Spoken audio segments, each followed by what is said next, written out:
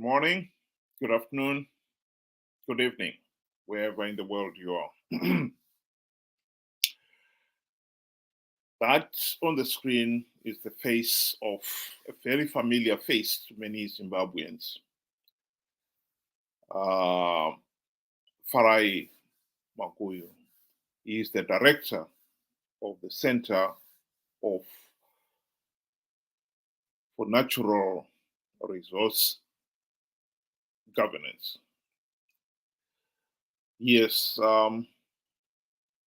been raising the flag on a number of issues, particularly the looting of our diamonds, lithium, and other resources. And today he is back talking about the same subject. And more notably, that the situation is getting worse, not better. You can quickly listen to his video and discuss it. So the mining sector in Zimbabwe is a huge crime scene where a presence of resources has attracted social evils, including land grabbing, water grabbing. Because we are having an El Nino, which has seriously affected food security in the country. One thing we must know is that as we have become the biggest producer of lithium in the country, lithium consumes a lot of water. And where lithium is being mined, they have grabbed the water from the people and worsened even an already adverse situation. Omonzi is an example. Bikita is another example. Puhera, Sabisa, all these places. And then when you look at how these discoveries of resources are benefiting the local people, you come to a very distressful realization that the mineral resources belong to a few individuals holding the levers of the state. So to make sure that nobody can expose the corruption, they have put in place pillars of repression in every area where there are minerals. First, the president's office is there to make sure that there is no civil society activity in that area. If you are to be allowed to operate in that area, you must sign a memorandum of misunderstanding with them to show them that you are not going to ruffle the feathers of those who are benefiting from the extraction of that resource. And therein comes even the PVO bill. It's all meant to restrict Zimbabweans from having an interest in their natural resources in terms of who is benefiting, how are the resources shared among the stakeholders. So they've undermined even our law enforcement agents. I can tell you that at our borders, resources, there are many trucks which are leaving this country without declaring anything. There is a very high-ranking official, whether it's an official or it's not an official, I don't know, but name with hell, who drove to Fox border posts where trucks with lithium had been withheld because they did not have the necessary documentation. And that person went and threatened immigration officials, threatened the Zimbabwe officials to allow those trucks to pass. Those who have been monitoring developments in the lithium sector, we've been following what we've been posting, will know that when we started exporting lithium around 2022, we raised the alarm that the lithium is being looted. At that point, the trucks which were carrying the lithium were not closed. They were not using tents. Everything was in the open. But when Zimbabweans began to take pictures and showing that, look at the volume of lithium leaving the country, an instruction was given that whosoever is carrying lithium must make sure that it's either in a container or it is covered by a tent. So today it sounds like there is no lithium leaving Zimbabwe. I want you also to know that only those moments when the spirit of Mnangagwa, decides to overtake those trucks, that's when you begin to see, oh, there was black granite, there is chrome in this truck, and all those things. The other thing I would like also to add is the issue of diamonds. The person who is buying all our diamonds is a criminal. He's called Basilica. He's an Italian guy. He's an arms dealer. About a year or two ago, he was arrested in the Democratic Republic of Congo, where he had gone there to facilitate arms trade. The current crisis in the DRC has been brewing for a while, and that guy was in DRC. He was arrested and detained for about 12 days. He's the same guy who is taking all Zimbabwe's rough diamonds to Dubai.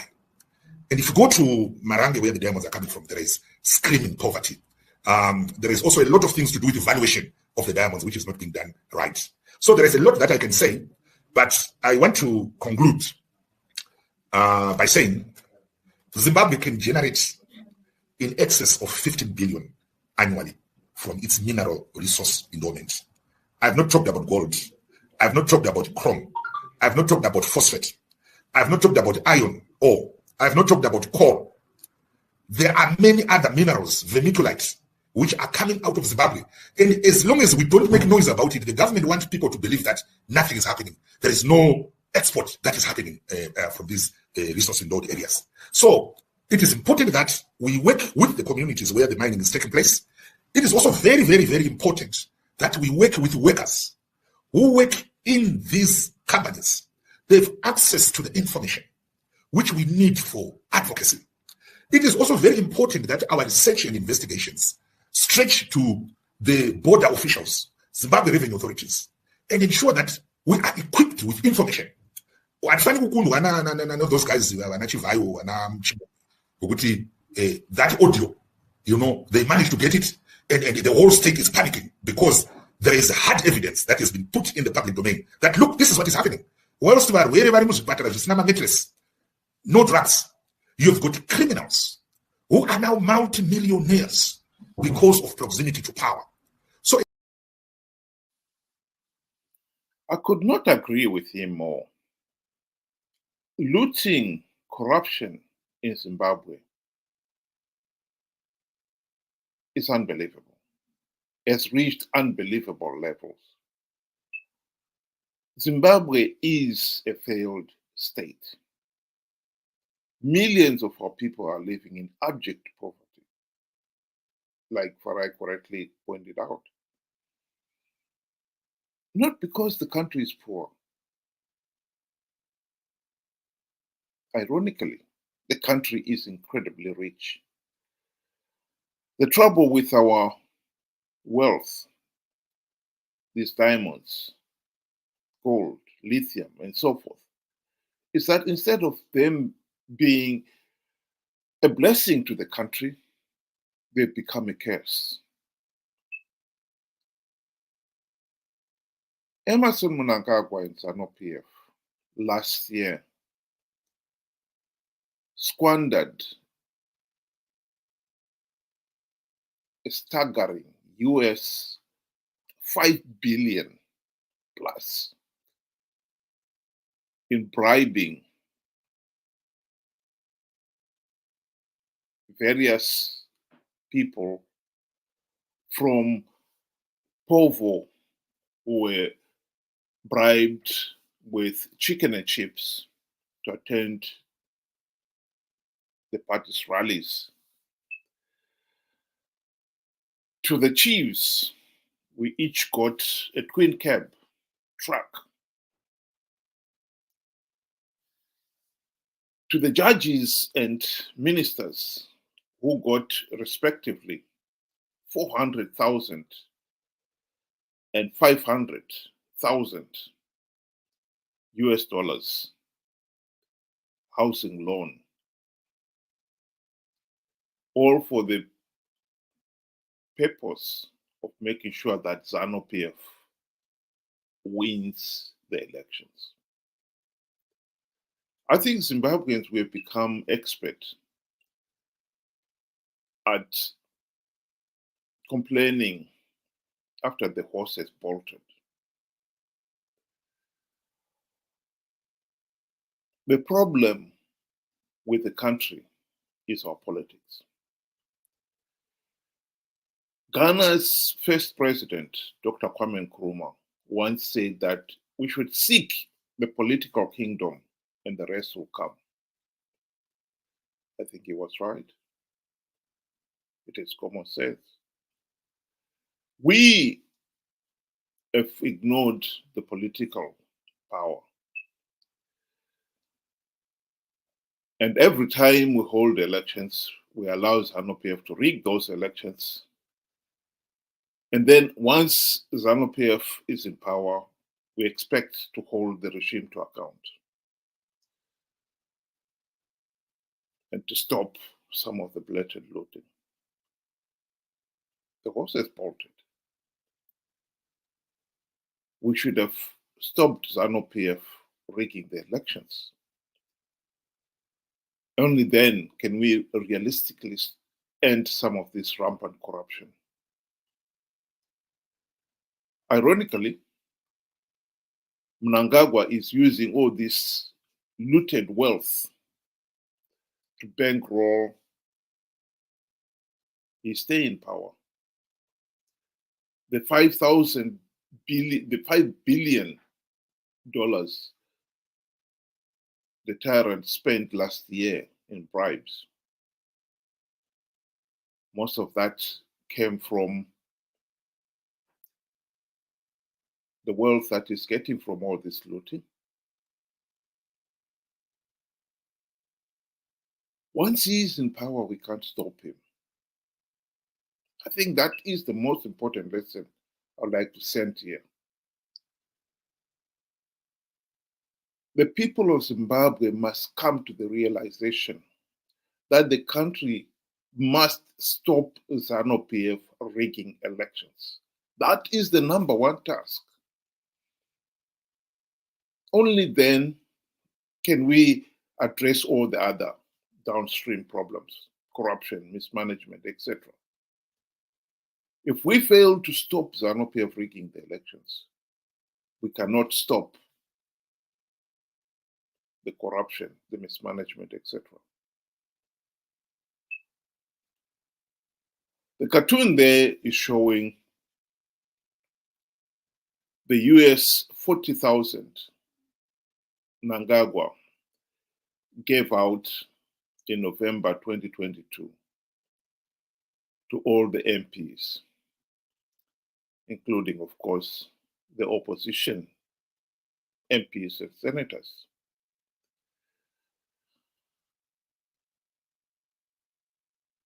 And the inducement was to make sure that the opposition continue participating in these flawed elections, because as long as the opposition participated, and of course entice their followers to participate, the regime is assured of political legitimacy. Zanu PF needs political legitimacy from the participation of the opposition and participation of ordinary Zimbabweans. The opposition is hell-bent on participating in these flawed elections, knowing fully well that the process is flawed, knowing fully well that by participating they're giving Zanu PF legitimacy. But as long as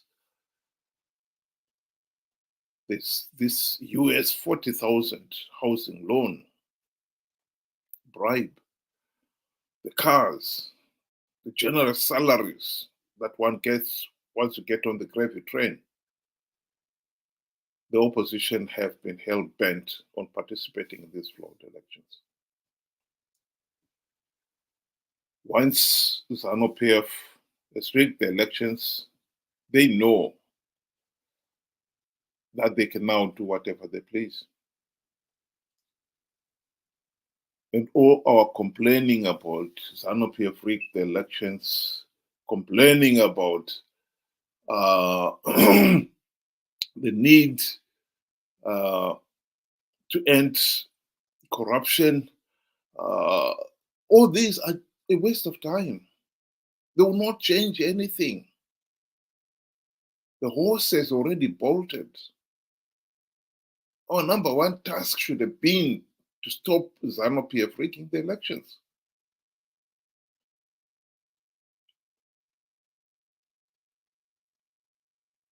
Even the opposition themselves know and believe that the elections are flawed. But they keep on participating out of greed. As David Coulthard himself admitted in his book, I've used this quotation again and again because it is the truth. We have the opposition here that is no longer interested in stopping Zanu PF rigging the elections so that we could have a democratically accountable government. Because as long as Zanu PF is able to rig the elections, we will never end this case of bad governance.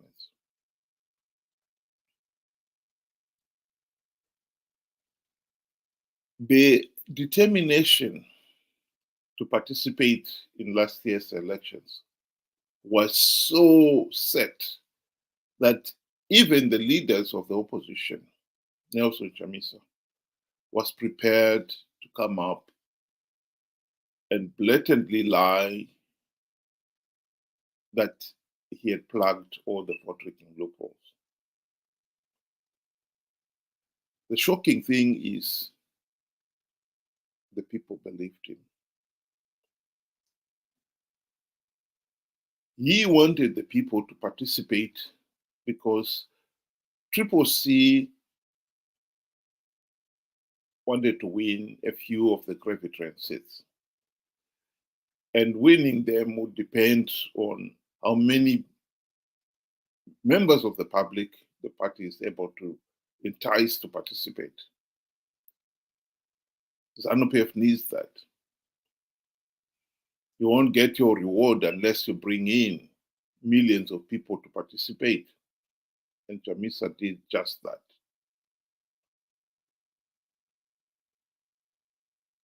Right now, there is nothing or very little that we can do to stop Zanu PF rigging the elections. Sorry, to stop Zanu PF looting the nation's wealth. We can complain all we want, but the regime will claim that it is the legitimate government. And yes, it has passed laws to even undermine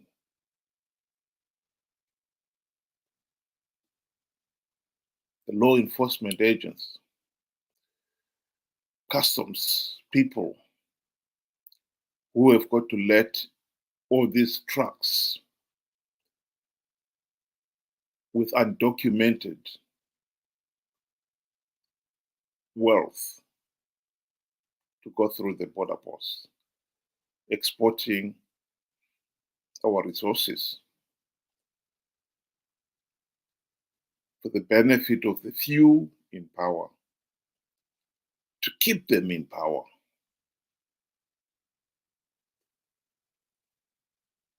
The only way, I repeat, we're going to stop Zanu PF looting is by stopping Zanu PF rigging the elections. But Zanu PF has got the opposition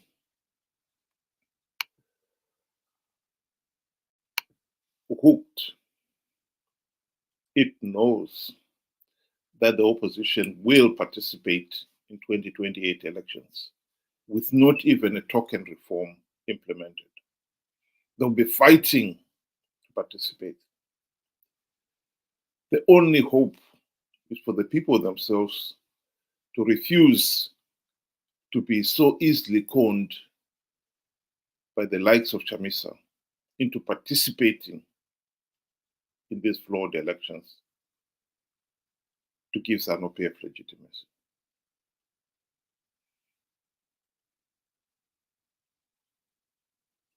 That is the only solution. I would like to see Zimbabweans,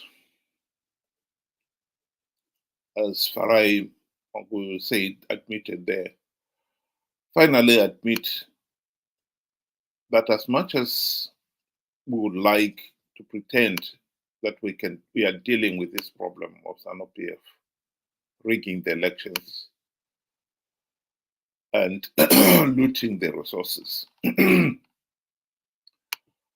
As long as the regime continues to enjoy absolute power derived from rigged elections. We can complain all we want. We will not change anything.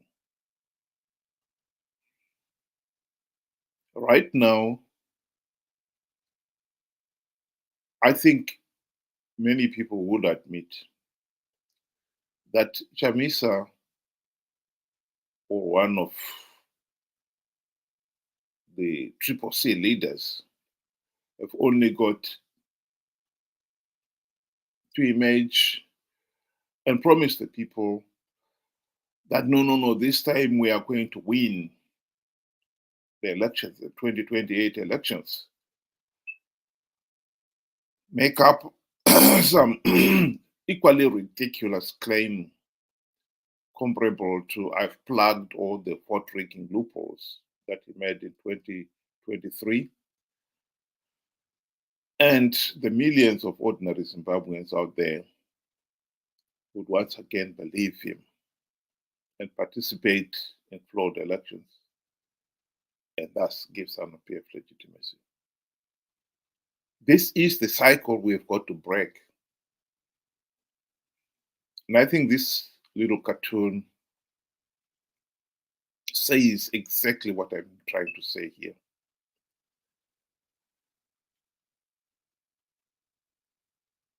We have been participating in flawed elections to give Zanu PF legitimacy. And once Zanu PF has legitimacy, of course it will do whatever it damn well pleases. And complaining is absolutely futile. Doesn't make any sense. Why did we participate in the first place? Why are we keeping on participating to give Zanu PF legitimacy? MDC were elected in 1999 when the party was first launched by the people, risking their livelihoods, limbs, and lives on the understanding that the MDC would implement the democratic changes necessary to stop Zanu PF rigging the elections. Why is it that many people out there still do not understand it? Beggars belief. But it is that ignorance, that stupidity, as this cartoon would put it, that the opposition is exploiting.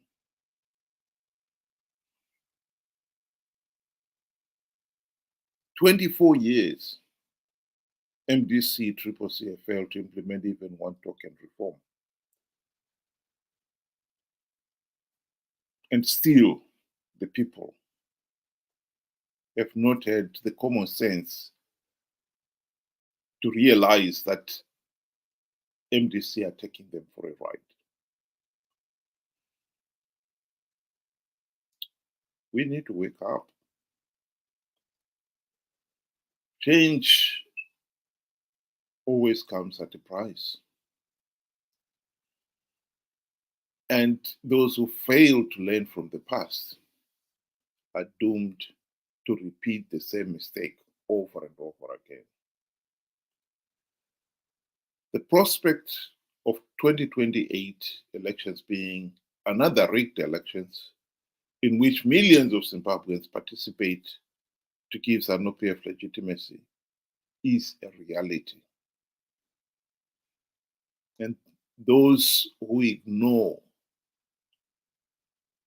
will learn at their peril.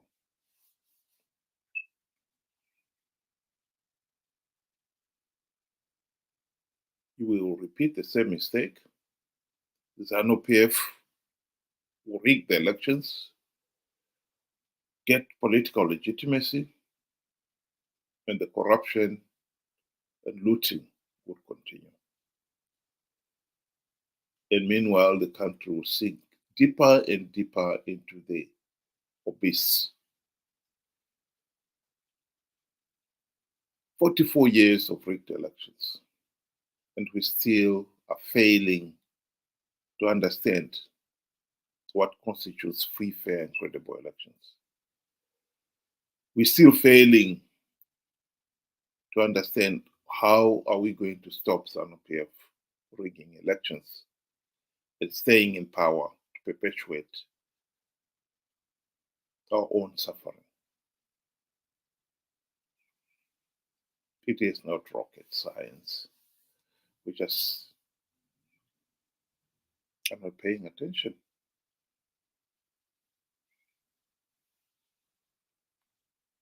Food for thought. Thank you very much for listening and have a good day.